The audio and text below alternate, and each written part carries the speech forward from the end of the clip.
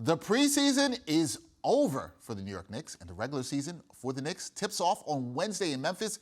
After the Knickerbockers finish the preseason 3-1, let's assess how they look before they start playing the games that count. Joining me to assist with that is the dean of Knick Film School. That is my guy, Jonathan Macri. Jonathan, what's up, man? How you doing?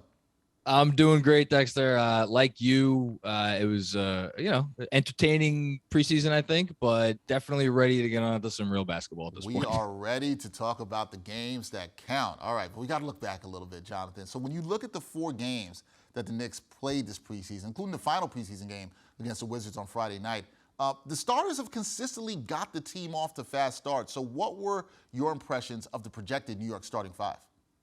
I think, like most people, they were very positive. I think, when you consider the fact that you're putting together 3 guys in Brunson, Randall, and RJ, all of whom, we all expect to want the ball and to a certain extent need the ball. I think the level of cohesion was really strong. And with a Tom Thibodeau coach team, the defense is going to be in midseason form. We almost take that for granted at this point.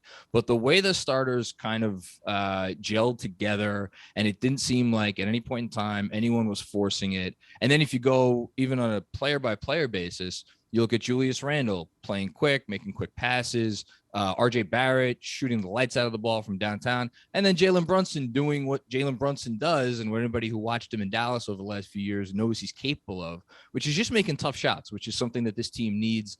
And I think was the first domino for a lot of really good offensive possessions that the Knicks had in the preseason was when he gets in there, he does his thing, and he makes the defense kind of bend to his will. So the starting unit, they looked in sync, and we saw some flashes from some young players off the bench. But in your eyes, who's the most impressive Knickerbocker this preseason? I'm maybe going to go a little bit left field here. I'm going to go with Mitchell Robinson. And I know he had a very good game in the last preseason game against against Washington. But even before that, I thought arguably he was the most consistent Knick in terms of his approach at both ends. Through game in and game out. He finished the preseason leading the NBA in offensive rebounds. He grabbed 20 total. And if you look at his stocks, steals plus blocks, I think he was tied for 3rd after Mo Bamba and Paul Reed. He's making shots just like he always does. I think the thing with Mitch is, obviously we knew the talent was there. That's why they gave him the contract. The question was going to be, would he consistently bring it? Not only game to game, but within games, quarter to quarter, half to half. There was such a level of consistency with him and his approach through all 4 games. It's only preseason. It's only 4 games, I know, but I feel like we may be on the verge of a career year for Mitchell Robinson. Ooh, Knicks fans are going to be happy about that, especially after he got the bag. You want to see him have a career. You like that. Now, Okay, Jonathan, let's focus a bit on the regular season. So looking at this Knicks roster as it's currently constructed, what is one major strength and one major weakness of this squad right now?